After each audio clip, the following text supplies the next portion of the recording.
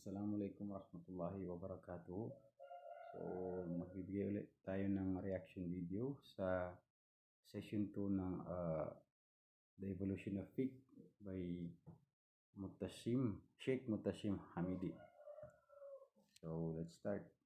الحمد لله رب العالمين والصلاة والسلام على نبينا محمد وعلى آله وصحبه أجمعين وبعد. This is our second session on the story of fiqh. And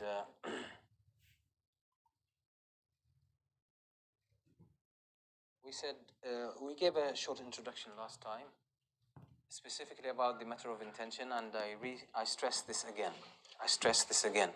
Knowledge is to be sought only for the sake of Allah subhanahu wa ta'ala. It's only to be sought for the sake of Allah subhanahu wa ta'ala. And we don't want to keep the word for the sake of Allah vague, because with overuse sometimes it becomes, for some people, redundant. So you need to find out exactly why you are coming to this class. How does it connect you to Allah? How does it help your relationship with purpose? That everything you do it for a purpose. You're aware of the purpose you're doing it. So it's not random, it's not out of habit. This is how it becomes an act of worship for the sake of Allah subhanahu wa ta'ala. Otherwise, it could become problematic.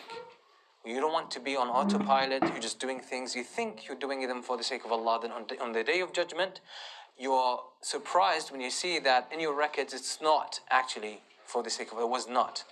And the fact that you did not invest enough to understand or unravel the reality of your intention is such a problematic issue. You need to make sure that you understand what it means for the sake of Allah. So is this, or you're coming to this halaqah, to this class, the time you're spending, the effort you're putting in, the time you spend reading and researching and going back to the reference and learning and probably memorizing and doing some effort, what is the motivation behind it? What is the why behind it? That's what intention actually means. It means motivation, in simple words. As well, like sometimes people still want to be stuck in certain words. They say, okay, niyyah means intention. But with overuse, sometimes we don't realize what words really mean. Intention, niyyah, means your motive, your motivation, your desire. What is your desire that pushes you to come to this class? What's your motivation? What is this? That's what niyyah is. That's what intention is. The reason you came to this halaqah, to this class. So there's no, there's no politics about it. It's so simple, so straightforward. If you unravel it, understand it, you're in a good position. If you don't, you keep it vague, you're playing a very risky game. The reason we are studying this topic is actually today is very important in the light of, first I would say, the rampant differences among the Muslims that have divided the Muslims. The Muslims, unfortunately, today seem to be searching for any difference among them in order to make an issue about it and to sometimes create cults around certain issues and to separate themselves from each other. But understanding, fiqh sometimes is used as an excuse. Fiqh differences. So sometimes you hold on to an opinion, or you take the opinion of a certain scholar, and for you that's the truth and the ultimate truth. Someone else follows another scholar, and that scholar has their own opinion, their own ijtihad that's based on evidence, and for you, your shaykh's opinion is the ultimate truth. And then you start taking stances against that person because they do not follow the opinion that you hold on to. So because of these issues, it's important to understand what fiqh really means. And what is the history of fiqh? Was this the case at the time of the Prophet ﷺ? Was it the time at the Khulafa al-Rashidun or afterwards? How did fiqh evolve and grow into the shape that we know today? Was it always the same? Was it always the same shape, the same kind of structure? Or did it go through different phases and stages until it reached the level we are in? Fiqh as we know it, is it divine? Is it divine in origin? Does it have divine qualities? Or is it a human effort? These are big questions that we need to understand. Sometimes people don't are unable to tell the difference between an opinion, a fiqhi opinion or a fiqhi matter, okay, and a divine legislation. Some people think they are one and the same. That's it. So if you disagree with them on something, or if you don't take their advice on a matter and you follow the advice of someone else or another scholar, for them, you have rejected the hadith. You have rejected the verse from the Quran. So they will come to you with a matter, and I remember like one day, since this happened, and I like to bring examples that happened to me, maybe happened to one of you, or something that we all know about, because we can relate to these matters better. One day I was praying the Jama'ah here. I was leading the prayer. After the Jama'ah, and during the Jama'ah, I heard some voice, some people arguing, talking, in the second or third rak'ah. And I thought, who talks in this manner? Like there was a proper conversation taking place and was audible. I could hear it when I was praying. And it's just like said, who would like talk? And it seems like adults, not children. They were talking. Who would talk? And they're right behind the Imam in the second line. So after the Salah, I sat down, I was making tasbih. So people were just making up the rak'ahs they missed. A person approaches me and he said, I just came in the middle of the Salah, and the first row was almost complete. There was a spot for one person. When I walked in, there was another person with me. And he pointed at the person who was next to him in the second row, who was making his tasbih now. And the other person saw that person asking me the question and pointing at him. And he could almost hear what was said. I realized there was tension. So he said to me, so walked in, and I wanted to just pray. Or I told the brother, you take that spot and I will stand in this, I will initiate the second row. And he said, no, you can't do this, that's haram. Your prayer will be invalid. And he saw that's the argument that happened. So they kept arguing for a few seconds, maybe roughly saying 30 seconds. Then the guy pushed him into or sort of bullied him into standing in this second line and leaving that spot. So he said to me, is that right? I said, okay, brother, you need to calm down. It's not about the situation that happened between you and that brother. There's a general case in fiqh. We can talk about it. So I told him there's a matter of disagreement among the scholars. Okay, there's a matter of disagreement among the scholars. If you come and there's no place in the first row or the second row, and you have to initiate a new row by yourself, can you do this? Is your prayer valid? There is a hadith from the Prophet ﷺ. That's why I told the brothers. A hadith from the Prophet ﷺ. لا تصح صلاة الفذ أو الفرد خلف الصف وحده. The salah or the prayer of the one singular person behind the line or the row is invalid. That's the hadith. And this is why this example shows us the importance of studying the history of fiqh. So I told the brother, there's a disagreement among the scholars about the meaning of this hadith. So some scholars say, actually, if you have no other option, the first row, the second row is complete, you have to initiate a new row, you can't be by yourself if there's no one else. Some scholars said, no, you have to leave that spot and initiate a new line. So he said, what if I come by myself and the first row is full and I have to initiate a new row? What should I do? I said, some scholars say you have to drag someone from the first row and bring them back. That's the most common among people. All right? So that's an opinion there. I can't say it's wrong. But many of the scholars say this is inappropriate because you are sort of interrupting someone's prayer, someone's focus. And you're dragging them. And you are creating a hole or a gap in a complete line. And the Prophet ﷺ prohibited this. The Prophet ﷺ said, says, "Man wasala saffan, wasalahu Allah." Whoever connects a line when there's a gap, so he bridges the gap, wasalahu Allah. So Allah will connect him or connect with him. وَمَنْ قَطَعَ صَفًّا قَطَعَهُ اللَّهُ. The Prophet ﷺ said, whoever creates a gap in a row or in a complete line, then Allah will disconnect him. And that's a serious matter. So which hadith should you follow? See? So when I said this, the other guy who was sitting there, now he became more involved. And he said, what's the difference of the scholars? So I was shocked, and I said, brother, sorry, I'm not talking to you. He's asking a question, I'm answering his question. And he was very aggressive in his approach. He said, the Prophet ﷺ said, no one should pray by himself behind the line. Otherwise, his prayer is invalid. I said, okay, brother, calm down. This is an issue of disagreement among the scholars. He said, what disagreement when the Prophet ﷺ has made it clear?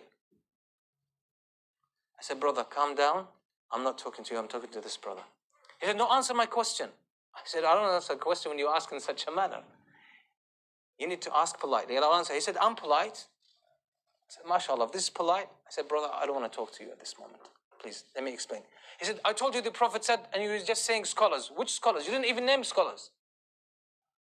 That's the kind, by the way, this does not happen to me. That happens all the time with almost everyone. You often face people like this or come across people like this. Now, this is not an issue, a reason to put the brother down, because that's the limit of his knowledge. That's the limit of his knowledge. But it's probably sometimes these issues, fiqhi issues, cause this kind of disagreement, sometimes fights, animosity among Muslims. This was just a simple kind of situation. But what about when this assumes, like a higher level of political issues among Muslims? Like, for example, issues of halal chicken.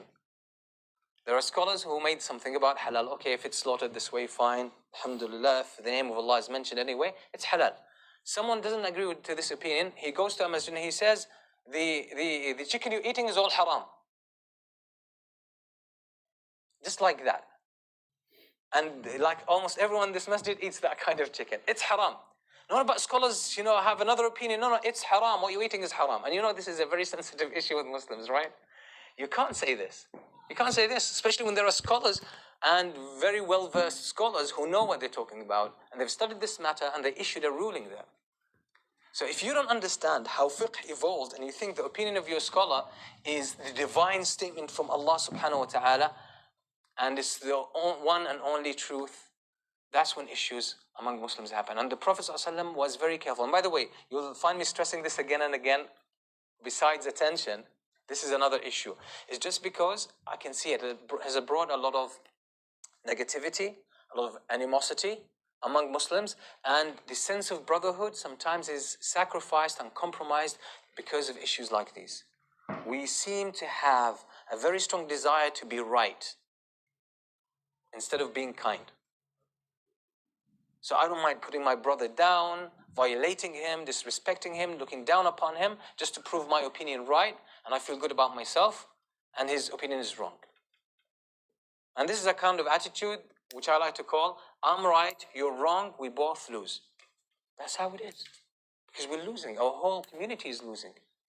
And we're unable to attend to challenges we're facing on a daily basis. Some of our teenagers, some of our youth are leaving Islam and doubting Islam, and some of them are going into serious problems when we can't even understand how to deal with differences among the scholars because of our misunderstanding of what fiqh really is. So when we understand the story of fiqh and the history and the evolution of fiqh, we will be in a better position to handle these issues and know what is divine and what is human in this process. So we stick to what is divine and we accommodate what's human.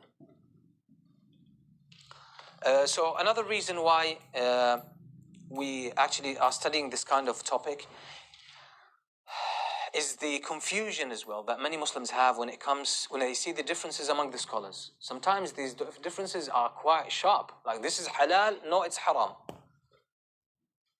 This is halal, this is haram. There's no way, okay, it could be haram and halal at the same time, right? So how can we handle these issues? We will see. Inshallah, we will see, and we will learn from the Prophet ﷺ and his companions. Once we understand the nature of fiqh and how it evolved, we will be able to see why these differences exist, and whether they have good reasons to exist, and how we can handle them without compromising our Muslim brotherhood and sense of community and love for one another. And one of the reasons we're studying this topic as well is the overly strict approach that some Muslims display towards matters of disagreement among the scholars. Some people take one side, and as I said, that's for them, that's the truth. Everything else is falsehood. And they're quite adamant, and they speak to others quite in a condescending fashion. Another reason is often newly practicing Muslims or new Muslims altogether, they face this kind of confusion because once they start learning Islam, Jazakallah khairan, once they start learning Islam, someone tells them that's right, someone tells them no, that's wrong. This is how you do this. No, someone else tells this is how you do that. They thought what Islam was one thing because that's a quite simplistic approach. Because these people were either born Muslims, but they did not have Islamic education. They did not realize the diversity and the differences among the scholars. And this is something that we have to learn how to live with. And it's actually, to a certain extent, it's a healthy phenomenon. To a certain extent, it's a healthy phenomenon. Or a new Muslim who thought that Muslims were all on one word in everything. But that's impossible in anything. Even people on the same team, they don't agree on all matters. This is a human phenomenon to have differences and disagreements. Also, seeing and understanding fiqh and some of these principles will become apparent as we study fiqh. You will see the mercy and the wisdom of Allah subhanahu wa ta'ala and how He sent down the message to the Prophet sallallahu alaihi wasallam, and how He subhanahu wa ta'ala made principles there for us to be guided by, and how these principles allow some space for us, and this gives Islam the adaptability and the universality, where Islam can really be implemented in any situation and with every nation, in every place on earth. This gives Islam its universality and its flexibility and adaptability, yet maintaining its own principles and uniqueness. And also, when we study this topic, some of the hidden aspects of Islam will be shown. And these beautiful aspects and dynamics are the fiqh. There's a beautiful system behind fiqh. Beautiful. Fiqh is very systematic. Very systematic. It's a beautiful science. It's profound, dynamic, and very well organized. Very well organized. And you will see the contributions of our scholars are really great and amazing. How they built this body of knowledge around the texts and around the Islamic principles. So these aspects, inshallah, will be clarified as well. And we will also touch on something like every now and then, which is the two kind of extremes, the conflicting or dichotomous extremes, which is the strict blind following of the madhahib, like taking that's madhab, that's Islam, anything else is not. That kind of, blind following of a madhab is one extreme. The other extreme is a complete disregard of the madhab. A complete disregard of the madhab and the contributions of the Muslim scholars. This is another extreme. Both of them should be avoided. The truth is actually somewhere in the middle. Inshallah, we will clarify it. So, I want to start with a question. First, who managed to download the book, The Evolution of Fiqh by Abu Amina Bilal Philips? Put your hands up. By a show of hands, can I see? Okay, so please, those who haven't done that yet, download the book of Abu Amina Bilal Philips, The Evolution of Fiqh. It's available. If you Google it, the first few websites that will pop up on the top, they will have it for free. You can download it for free. And his, I believe, online university as well offer the book, I believe, for free as well. So you can go to their website, check it there. So the book is available online. You can get a soft copy. It's by the author himself as well. So he condoned that copy to be online. The Evolution of Fiqh by Abu Amina Bilal Philips. It's quite a good framing effort. It does frame the issue, puts it within a very nice systematic frame, and is very helpful for us to deal with. So, that's the first question. Second question, there was a homework to read the first 20 pages.